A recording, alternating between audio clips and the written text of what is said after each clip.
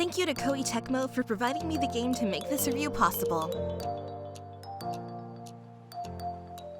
Fatal Frame 2 Crimson Butterfly Remake is a revival of one of the best in the series, and it is developed and published by Koei Tecmo. With Fatal Frame being absent of a brand new entry since Made into Blackwater on Wii U, Koei Tecmo decides to give fans what they've wanted for a while now, at least since the last time this game got remade when it was on the Nintendo Wii. However, was it a wise choice touching a beloved horror game such as this? Or should they have had better luck in remaking the third entry into the series, The Tormented? Only one way to find out. So let's... wait. Oh no, not again. They're back. Gameplay. Is it just me, or has there been an uptick in horror as of recently? I mean, the genre has never exactly been dead in a sense, mostly since indie developers have been keeping the genre alive for so long, because AAA companies seem to only want to stick with what they think are safe routes to go in, with large open world areas, Souls-like games, and third and first person action games. Basically, when it comes to who's doing horror for AAA studios, it just comes down to games like Resident Evil, like the recently released Requiem, and also the great remake of Silent Hill 2. Both proved that the high-end studios can in fact make a great survival horror game, just if they felt like it at least. But let's not forget about a series that I consider to be overlooked when it comes to the horror genre, that being Project Zero, or as we in the US know it, as Fatal Frame. Many people I know overlook this franchise as a whole, even though it's been around for 25 years now, probably due to its goosebumps, say cheese, and die mechanic used. Because using a camera as a weapon? No, that's just weird, right? Yeah, I agree. Hang on. Wait, what? I first got my start with the franchise with PlayStation 2 and have been with the franchise ever since. Through the original game Crimson Butterfly, The Tormented, Mask of the Lunar Eclipse, and finally Made into Blackwater, the latter two of which I reviewed in recent years. While The Lunar Eclipse and Made into Blackwater have been remastered in recent years, due to the large gap of 12 whole years since our last numbered entry, fans were still waiting for a true remaster or remake of a game many consider one of the scariest of all time with Crimson Butterfly. And yes, I know we got a remaster on the Nintendo Wii back in 2012, but come on, that's the Wii. We want modern hardware so our girls can get the glow up they deserve. And, well, our complaining has finally been heard and listened to because we got exactly what we asked for with Crimson Butterfly Remake. Glow up, improved mechanics and environments, and new content to boot as well. But the question we all wonder, was it actually worth the wait? That's the scary part of the waiting, and then receiving what we asked for. But the answer to that question is kind of? Okay, seriously, what is that? Taking place in the spooky village of Minakami, which is a rundown, abandoned-feeling village that has been haunted for a very long time due to ritualistic cult-like things that went on there, always involving twins. Twins, you say? And? Twins. No! Quarterbacks eating dirt. Pom-poms and short skirts. Fans who won't quit. And those twins. And I love them too. Here's the football. Okay, no, we're not getting into that old commercial, but I needed to make the reference, because when would I ever be able to make that again? Due to the sacrifices with the ritual being used on twins, the village suddenly vanished out of thin air.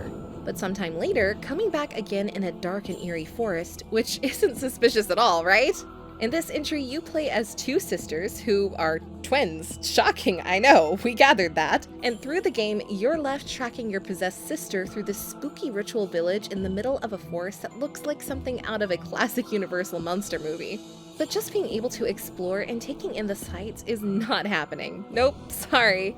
Instead, your exploration involves learning about the history and its past by finding journals or other key points of info that give you a history on just what went down with the residents here and the horrors that they faced, which gives you an ultimate insight into just how the fall of this once vibrant village came to be. Playing the two sisters works in regards to the plot at hand, but technically you only really play as one of them since Meiyu is used as a luring device for the plot to basically move forward, rather than contributing to the overall gameplay other than hand-holding from time to time. Meiyu spends much of the game possessed and following the orders of the spirit of Sei Kurosawa, who wants the ritual to be completed, but that involves Meiyu having to sacrifice and kill her younger sister, Mio. Well dang, that's pretty hardcore. These spirits don't play at all. What? I said the spirits. The spirits? I said the spirits, you stupid owl! Now go away! Enough! Even though Mayu feels just like an inserted plot device, for convenience sake, you still feel for her and her sister. These are just two young girls thrown into the horrors of spirits and the occult and having to adapt to it on the fly. Story-wise, it keeps you engaged and interested as the narrative pieces together everything that there is about the ritual and the history of the brutal things that have gone on in Minakami, which can offer up some pretty disturbing cutscenes for people who may be a tad bit squeamish. The story to me is probably what draws me into the Fatal Frame franchise in general, because the overall focus of each title, especially this one, is figuring out the lore, culture, and mysteries that surround each area you find, which makes you push aside any fears you may have for a jump scare, and push onwards through the spooky ambience and environments of the game to find out more and learn how all these things came to be. It's always a fascinating thing to discover by the time the end credit scenes roll for each title. But what of the gameplay? Is it improved over the original? Is it worse? Or if you've never played the game in general, besides quivering and cowering around the horrors that await you around every corner, what do you actually do? Not who, I said do! Will you leave me alone? If you're into a more classic survival horror experience from the days of PlayStation 1 and PlayStation 2 that deals with you exploring maze maps, finding key items to unlock doors, solving minigame puzzles, and getting collectibles, then just from that alone, gameplay-wise, Fatal Frame 2 could be something right up your alley. Well, if you're okay with the old school mindset of backtracking a lot to find stuff you may have missed. It can be a bit repetitive due to modern-day hand-holding telling you what to do, but because of the great atmosphere the game sets up with its awesome-looking environments and spooky ambience, I feel overall backtracking is worth it for that alone, as new items will constantly spawn that could be crucial to your survival, such as more film for your camera obscura, which will be the way you partake in combat against spirit wraiths. Using your camera obscura, you aim at your foes, in this case being spirit wraiths, and take photos of each of them to damage them and deplete their health. Which the better angled and in-shot photo you take, the higher the damage you'll be able to do per picture taken. For example, centering their face, switching your filters or film types since different film types either hit for bigger damage, or some even take way longer to power up. This can be a headache because these ghosts don't sit still and constantly move around in the environment, go through walls, so you have to constantly figure out where they're coming from, pull up your camera and the right film, wait for it to charge, and then bam, picture taken. Because of this, strategy by yourself must be implemented, because should you use a film that takes 10 to 15 seconds to load, you'll take a ton of damage versus a lower powered film that charges quicker.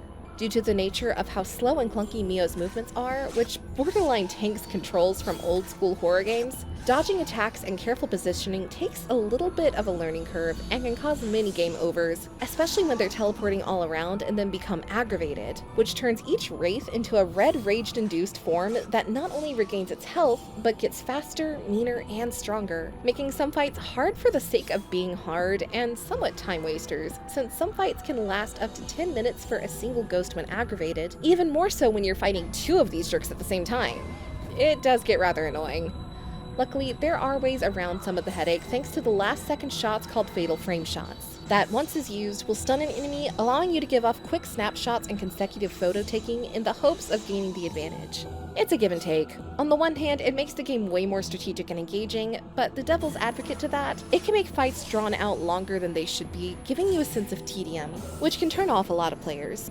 Will you go away, you stupid owl? Overall, at the end of the day, there are a lot of things in this remake that stays true to the original and even makes it way better.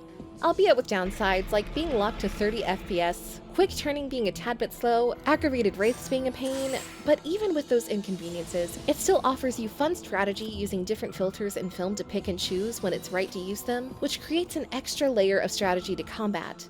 Equipable charms that give upgrades to your health or film, upgrades for each lens, and filter for your camera giving more damage to your shots, faster reloading, better vision to find hidden objects, and mixed with a terror-gripping story that has you explore newly revamped environments with higher quality visuals that truly immerses you in why this game is actually extremely spooky to begin with. If you're a fan yearning for the old-school horror format from the 90s and early 2000s, then I feel Fatal Frame 2 might just be up your alley and definitely worth a look. So with all that having been said, my verdict is clear. Game and Chick says bye now. Ugh. Is this gonna happen every Fatal Frame review, you damn menace?